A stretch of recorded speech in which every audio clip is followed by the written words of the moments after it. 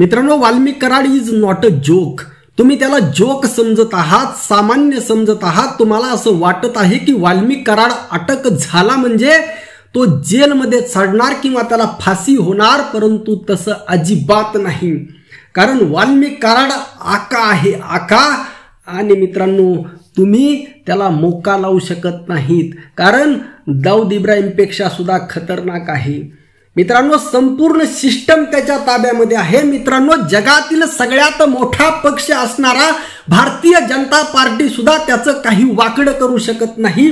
जी Bharatiya Janata party छातीवर असा स्वतःचा ऊर बडवून घेते की आम्ही जगातील सगळ्यात मोठी पार्टी आहोत, आम्ही भारतातील सगळ्यात मोठी पार्टी आहोत, ती भारतीय जनता पार्टी सुद्धा आकाचं, वाल्मिक कराडाचं काही सुद्धा वाकडं करू शकत नाही. एवढा मोठा वाल्मिक कराड आहे. हजारो करोडोची संपत्ती आहे. आज सकाळी एक पंढरपूरमधील एक शेतकरी आला, त्याने सांगितलं आमच्याकडून हार्वेस्टरसाठी 8 लाख रुपये घेतले. 140 शेतकऱ्यांकडून प्रत्येकी 8 लाख. 140 गुणिले 8 तुम्हीच गुणाकार करा. मित्रांनो, अशी कितीतरी संपत्ती आहे. मित्रांनो, हा पुण्यामध्ये गेला गाळे विकत घ्यायला, शॉप विकत घ्यायला. गाळ्याची किंमत, शॉपची किंमत काय? 5 कोटी.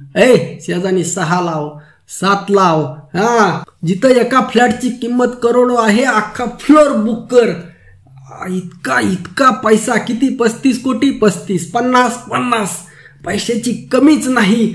2100 कोटीचा पीक विमा घोटाळा आहे. हजारो करोडो रुपये आहेत. इतकी संपत्ती तुम्ही चक्रा येऊन पडताल. एवढी संपत्ती आहे, ज्या संपत्ती पुढं भारतीय जनता पार्टी सुद्धा या आकाचं काही सुद्धा वाकडं करू शकत नाही. आणि मित्रांनो, जर आका जेलमध्ये जाऊन बसला, आका जेलमध्ये जाऊन सडला, आकाला जर फाशी झाली, तर या संपत्तीचा वाली कोण? आणि मित्रांनो, हा आका एकटा नाही, या आका मागे सुद्धा बोका आहे. त्यामुळे तुम्ही जे दिवा स्वप्न पाहत आहात ना की आका जेलमध्ये सडणार, तर हे अजिबात होणार नाही. मित्रांनो, तुम्ही 4 दिवस वरडताल हे मोर्चे संपत्तीन. एक ना एक दिवस आता प्रत्येक जिल्ह्यामध्ये मोर्चा निघत आहे. अजून 10-15 दिवसाने हे सगळे मोर्चे संपतील. तुम्ही आपापल्या कामामध्ये झुंपणार. पुन्हा एक महाराष्ट्रामध्ये एखादा नवीन इश्यू स्टँडअप केला जाणार. आताच मित्रांनो, या आकाचा राईट हँड असणारा विष्णू चाटे, राष्ट्रवादी काँग्रेस पक्षाचा एक्स तालुका अध्यक्ष, आता हे प्रकरण झाल्यानंतर ज्या विष्णू चाटेची हकालपट्टी झाली, तो विष्णू चाटे आता न्यायालयीन कोठडीमध्ये गेलेला आहे. तो विष्णू चाटे मित्रांनो आता जामिनासाठी पात्र आहे. म्हणजे आकाचा राईट हँड आता जामिनासाठी पात्र झालेला आहे. आणि हा राईट हँड म्हणजे साधा सुद्धा नाही, हा प्रति आका आहे. या आकाचा मावस भाऊ आहे. आणि मित्रांनो, अशा पद्धतीने एक ना एक तुम्ही विस्मरणात गेल्यानंतर या आकाला सुद्धा न्यायालयीन कोठडी येणार.